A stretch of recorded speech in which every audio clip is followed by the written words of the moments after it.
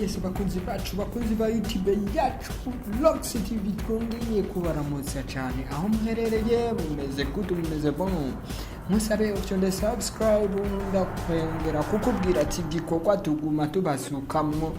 Yes, Bface on the phone nawe yahageze, nuko musanzwe mumenyereye umunyabigwi ari kumwe n'uwo bitwa Olga nawe yari yahashitse n'abandi benshi bagiye batandukanye, yes, kugira bitabire urupfu rw'umucuti wabo JSB.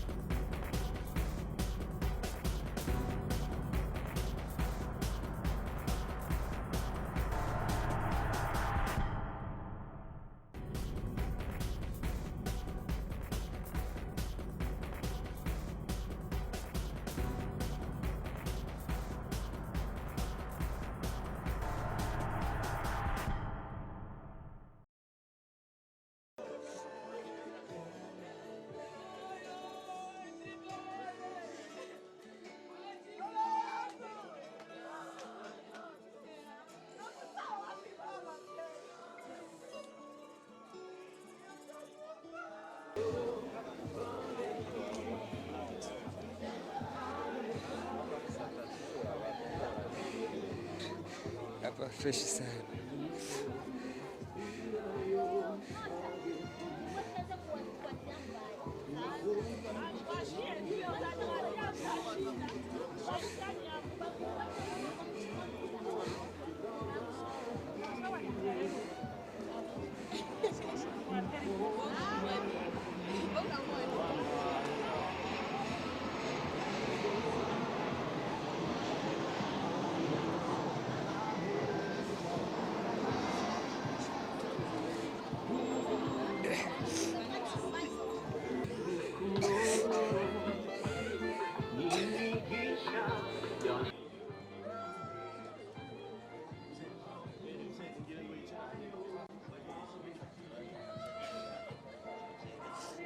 Hamza icara.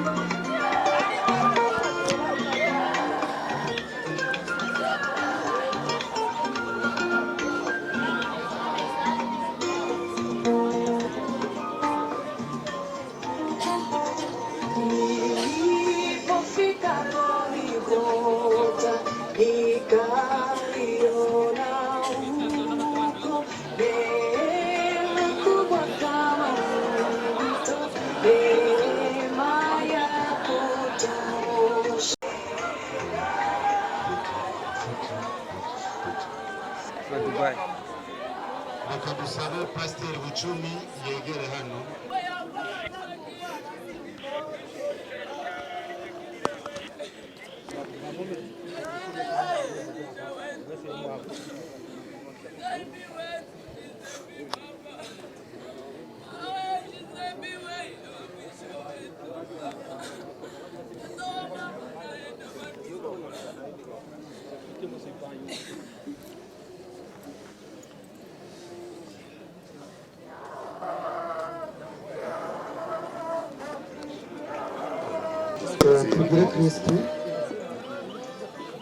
Tugire Kristo.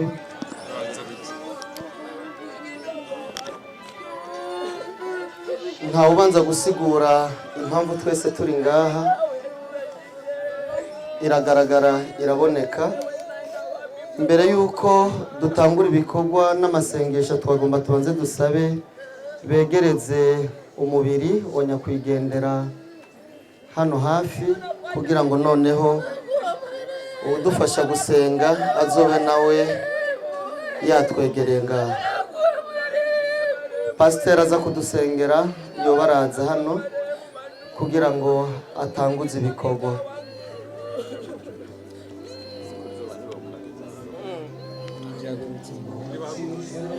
Hama rero murafise uburenganzira bwo guhaguruka mu guha icyubahiro uno mubiri.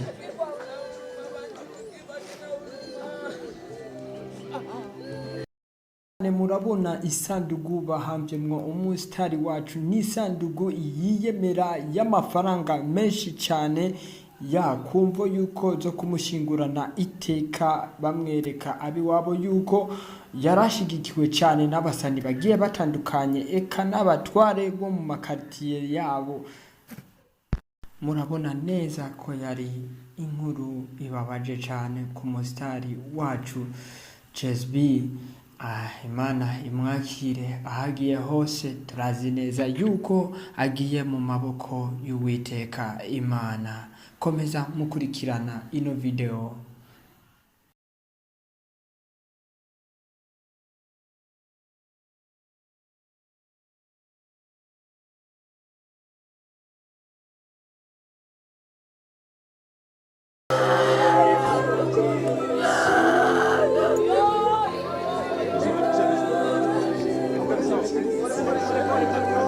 Sogeza mbele.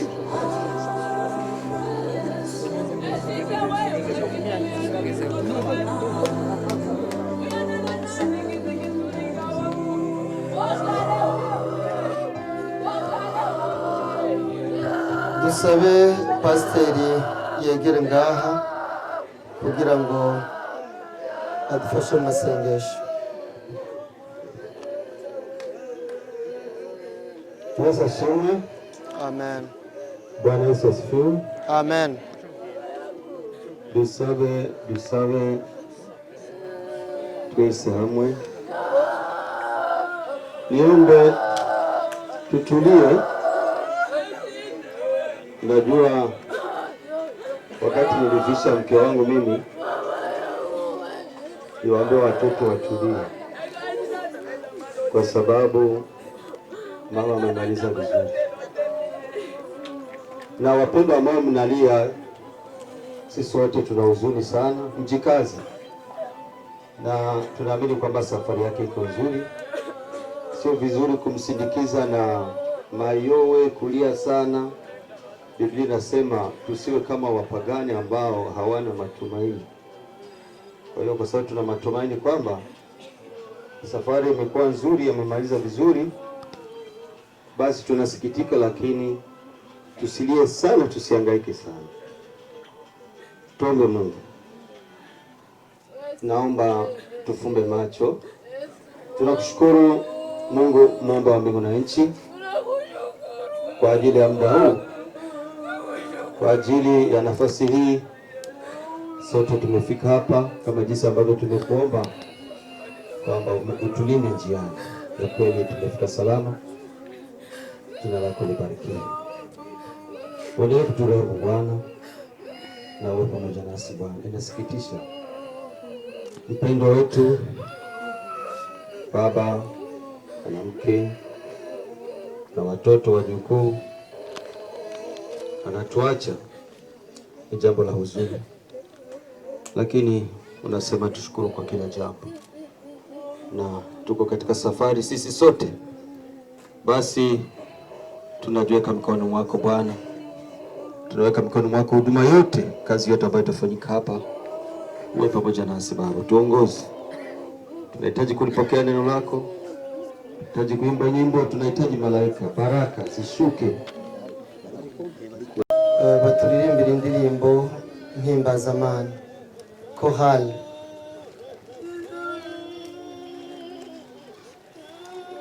Korale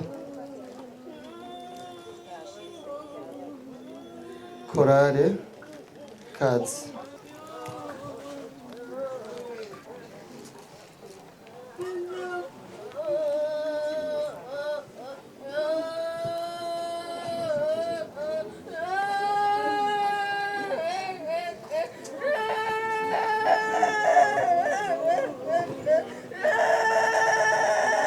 Arotuzo kumbinza mazumami wacu Yesu ugacura muso izakwira ni abakigitweho n'isi bazokura Ongezea hai hapa. basangiye nawe kuzuka kwiwe bazohurira mw'ijoro n'abazoba bari nanje nyene sinzobura uwo munsi munsi w'impera azobo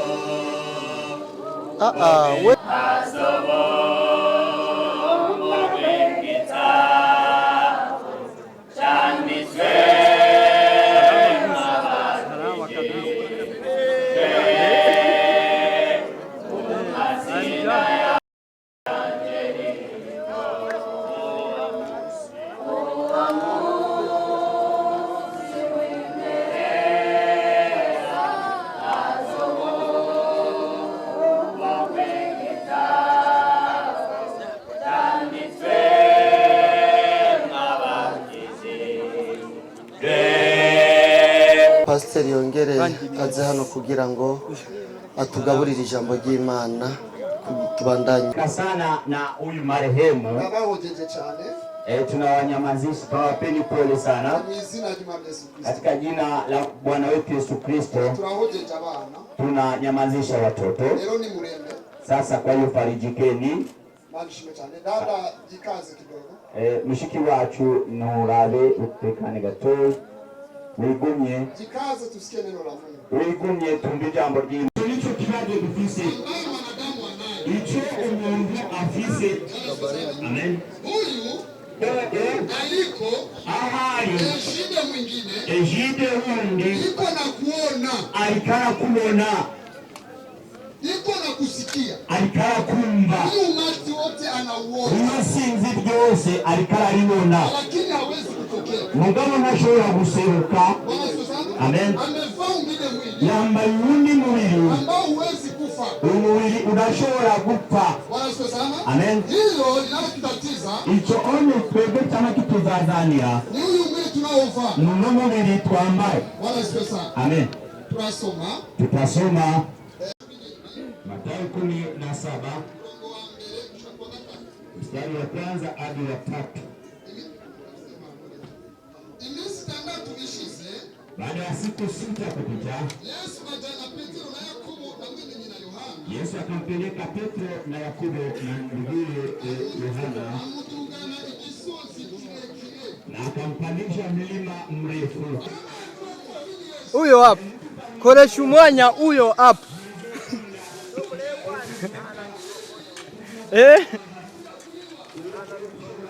Huyo hapo. Je natanguye guhonyora ku gahanga k'umuntu. Yakubu. Oyo. Safi. Shandaho ndasambe. Mana nyir'icyubahiro turagushima kuko uri Imana idasanzwe, uri Imana igira neza ugaca bukira. Urakoze kuba muri uno mwanya turi hano, byari byarateguwe uhereye kera, byari bizwi yuko uyu mwanya tuba turi hano kuri rino rimbi duherekeza ubwa nyuma nyakwigendera Imana Ejide, abandi bazi nka Jizayidi. Turagushimiye nyir'icyubahiro kuko ijambo rihejeje guca hano, iri ntabwo rireba uyu yagiye, ariko ryaje rireba twebwe, rigana twebwe, kugira ngo rize kugorora inzira zacu, bitume dutungana, kugira ngo natwe ntituzohave nyir'icyubahiro dupfa tutizeye izina ry'umwami wacu Yesu Kristo. Turagushima uburyo wakoresheje igikoresho wahagaritse imbere yacu kugira ngo kitubwire ibibere n'ibikwiriye kuri twebwe ndetse no kuri uyu yarenganye. Nyene icubahiro, ndizera neza ko ikibwirwa ari cyumva kandi n'icerekwa ari kibona. Rero papa mukundwa, urarikomeza mu mitima y'abaryakirira ijambo, hama ibisigaye tugende turikorereko kugira ngo bikunde tuze tugende iyo Lazaro ari. Ibisigaye turakweretse ibikorwa byose biza gukurikira, ukomeze kutwiyereka muri byose mu izina rya Yesu. Amen. Ijambo ry'Imana rituremesha, ritwirura, nkumbure tugire udutege two kuba hafi y'iyo Mana. Aka ni akanya keza rero ko kumva intahe, kahise canke biyografi ya nyakwigendera. Turatangura rero kuri perezida wa komite d'organisation hano, atuyagire niki yarazi kuri uyu muvukanyi, amuzi kuva ryari, amuzi gute.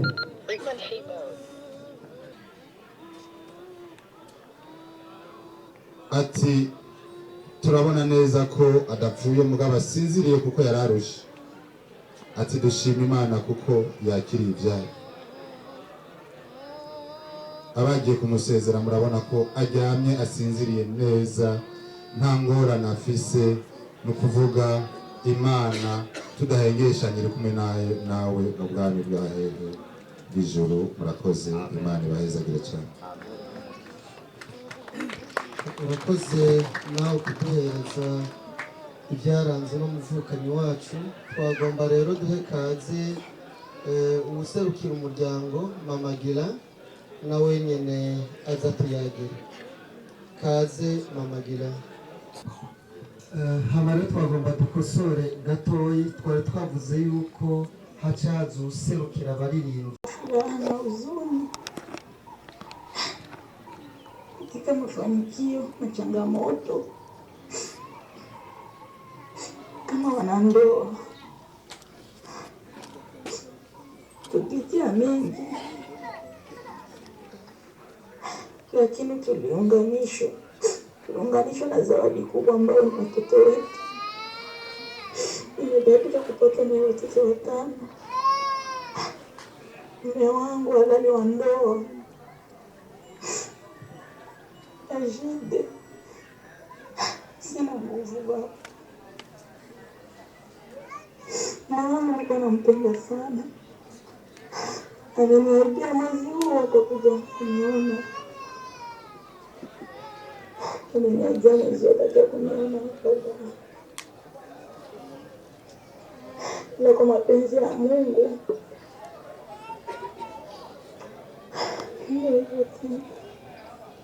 ila kwangu mimi sikutarajia. Ananiambia mke wangu, baba, siku 3 tu nitakuwa nimepona.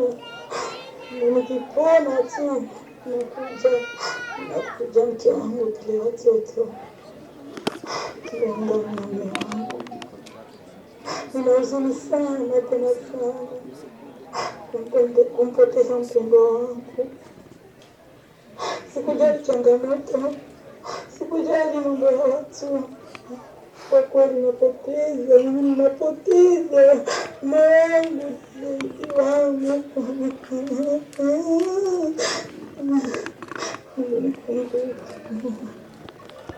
Nakupenda sana baba.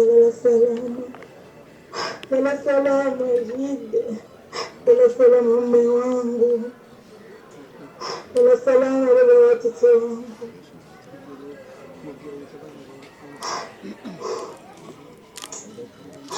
Ninashukuru tena waishi zangu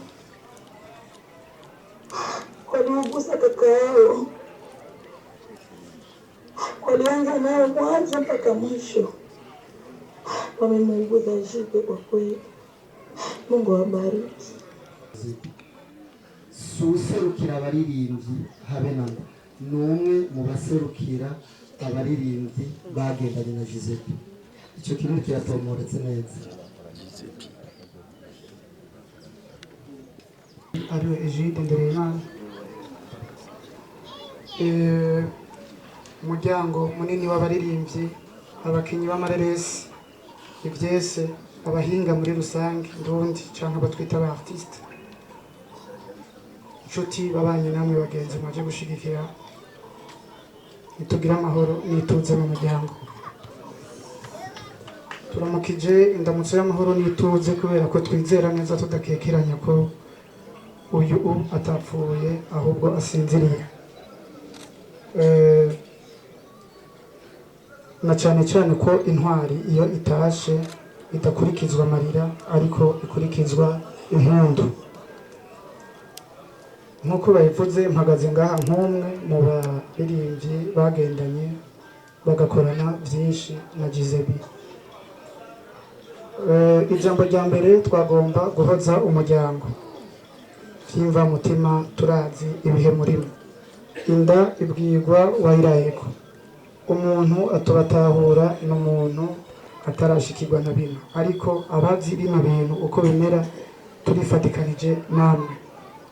Muri bino bihe bigoye turabasaba ko ataworekura ukuboko ubundi mukaguma mufatanye mu nda, ntimutatane, ntimusamburwe na kino gihuhusi kuva ubu no muri kazoza. Ijambo rya kabiri ni ijambo rijyanye no gushinga intahe ndavunagura. Uyu mugabo twakoranye byinshi, twasangiye izuba, dusangira imvura, turarana amajoro. Abantu twari turi kumwe guhera za 2010, 11, 12 kuduga, ibyo barabizi neza. Ni umuntu yatubereye akarorero keza mu runganwe. Ni umuntu by'ukuri aho yari kiremesha muri bino bintu dukora. Byari bigoye ko uhura na Gizebi mu gikorwa ngo mari minota 30 utaratwenga nubwo waba uvuye muhira ufitiraniye ikibazo n'abavukanye. Rero muri make yatubereye akarorero keza mu ndero, mu mvugo no mu ngiro.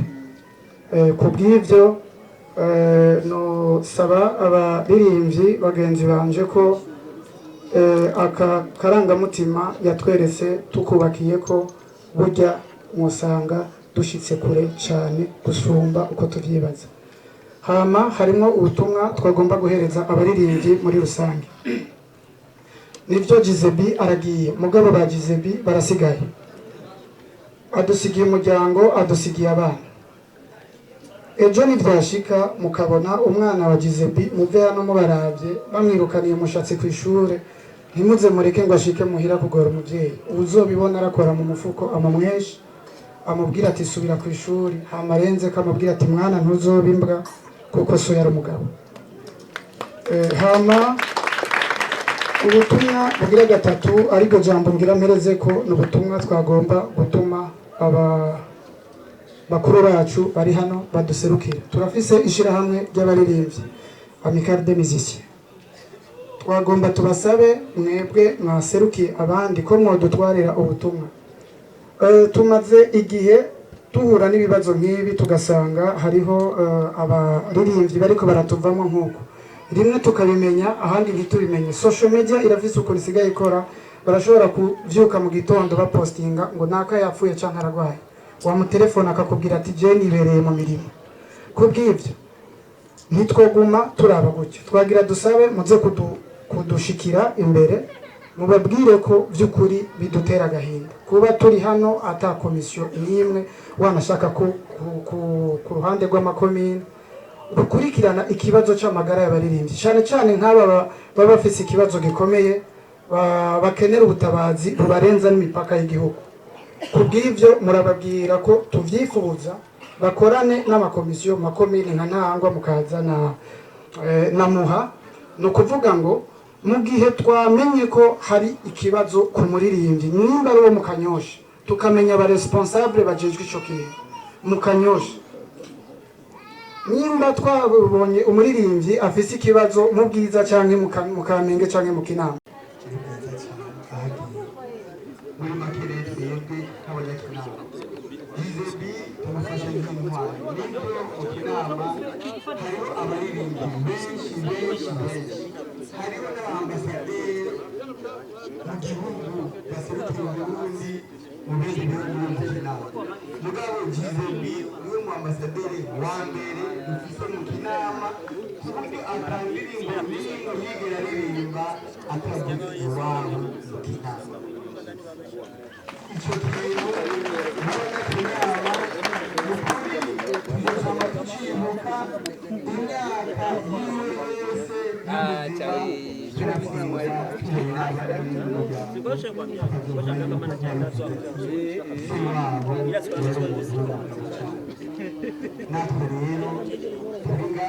twige gukunda no gukundisha iyo twiga. N'igitondo giteye ubwoba n'ubu inkuru yica mugongo ngo turubona intare ntizigeze ziramba ku isi nawe gize umwana wa mama oya oya orabye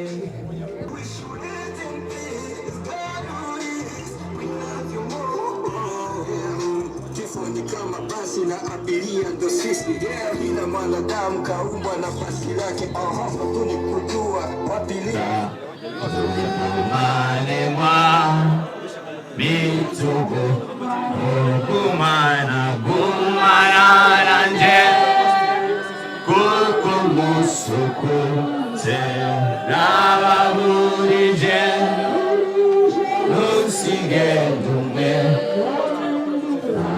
Nimizi iye yontabara tugumane mwa bitugumane nanaryo mukiru zani wewe ngoma tutabanyeza tanionesha ububasha bwa weni bwumiza tugumane mwa nitugumane wane.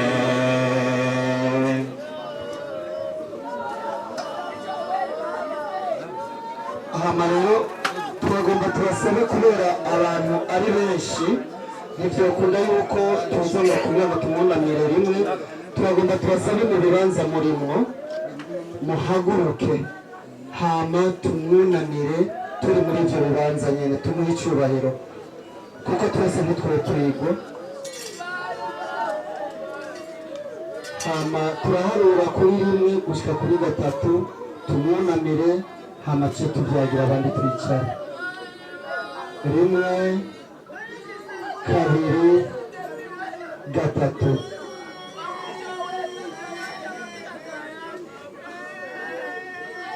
Murakoze. Abateguye amashurwe rero ingene bakurikirana umutambukanyi ishurwe ry'umutambukanyi ariwe mama Miritse, hama Bucumi madame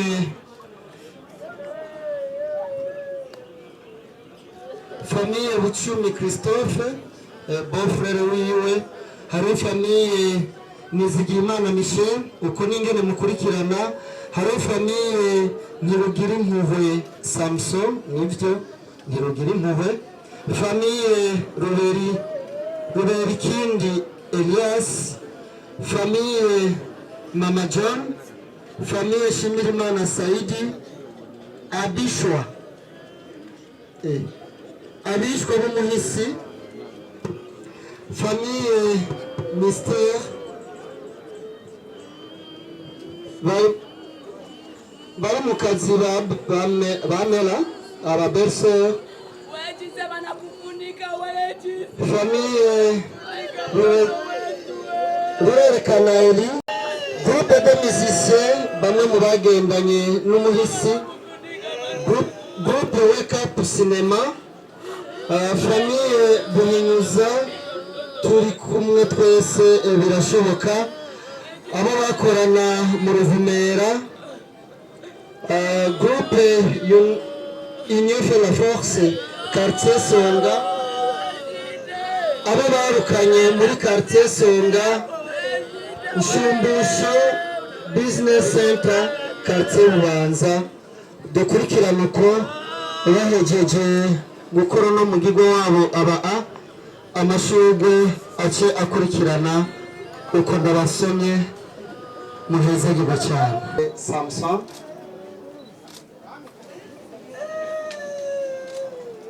famille Ruberikindi Elias et Mama John, famille Mama John.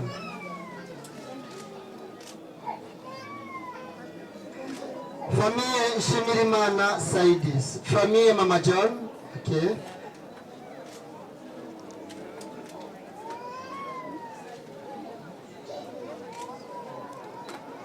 Famille Shimirimana Saidi.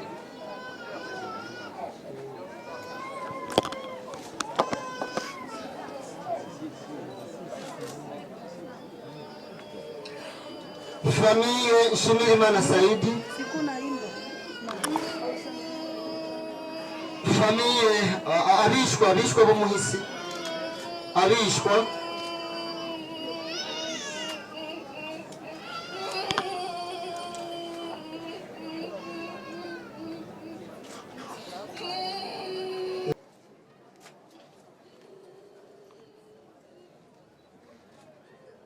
Famille Mystère.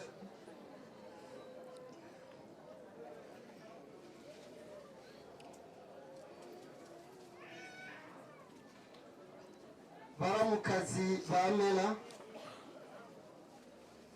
ababerseur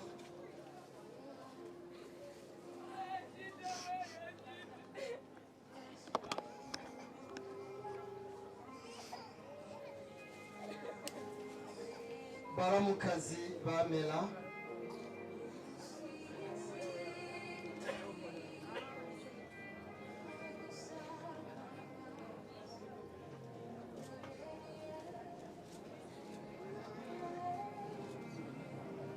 famille Rurerekana Eli,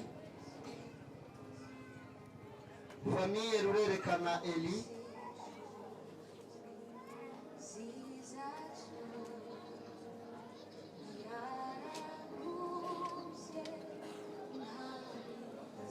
famille Massavovena, famille Massavovena,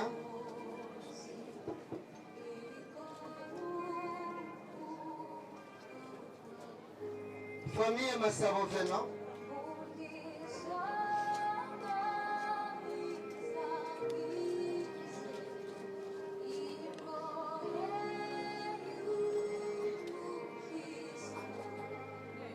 groupe de musiciens bamwe mu bagendanye n'umuhisi ntiboza bose hariho abatoranijwe.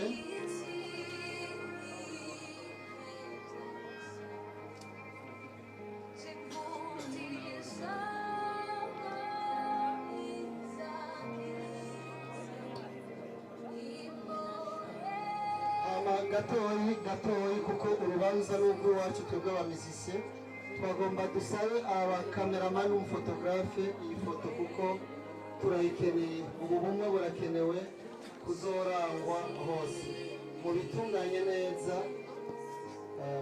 iyi foto irakenewe, turazi igituma kandi muyifate mwitonze, uru rubanza n'urwacu. murakoze cyane. mama groupe Wake Up Cinema, groupe Wake Up Cinema,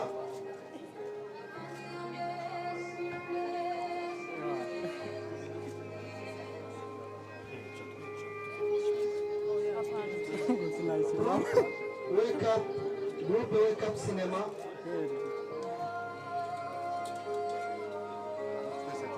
nabo nyine mubagirire ifoto abo bantu. groupe Wake Up Cinema,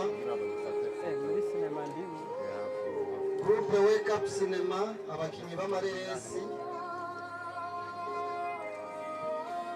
muyito. wewe ntufotoye neza wewe fotora ndira foto isi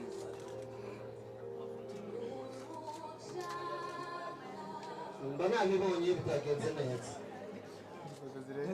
murashobora kuza nasi Famiye Buhinyuza turi kumwe twese birashoboka.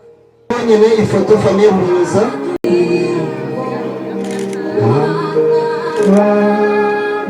Aha nimuze. Abo bakorana mu Ruvumera ishobwe ryabo.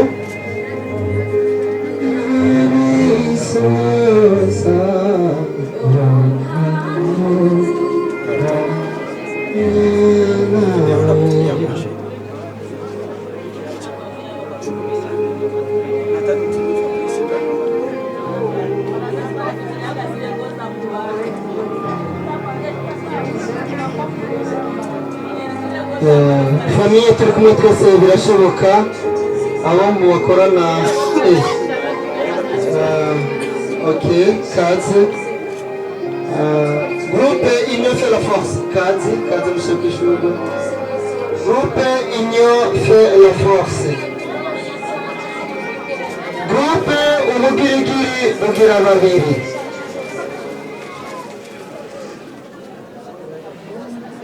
groupe Union fait la force.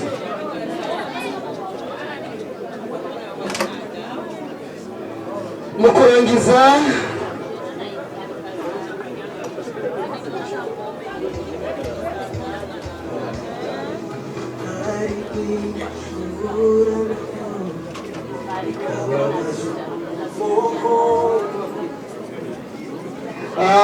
Union fait la force.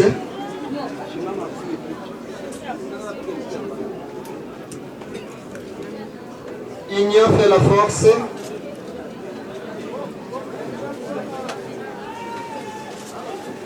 Abo bakuranye muri quartier Songa, abo bakuranye muri quartier Songa, abo bakuranye muri quartier Songa, abana barukanye.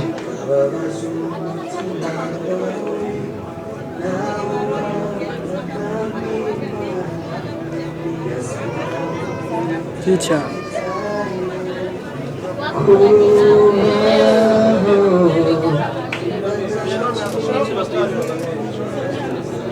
Hama mu guheraheza twagomba duhamagare Shumbusho Business Center quartier Bubanza irongwa na Ala. Wende sasa.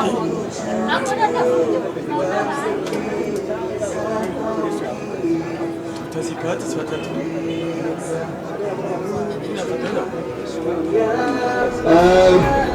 Shumbusho Business Center quartier Bubanza. Kuna wamoja wanajita kikonge, kumbe kuishi na watu wote mamburu kenge. Samahani sana kama mimi nimewakwaza, ila imoja tise nashindwa kunyamaza.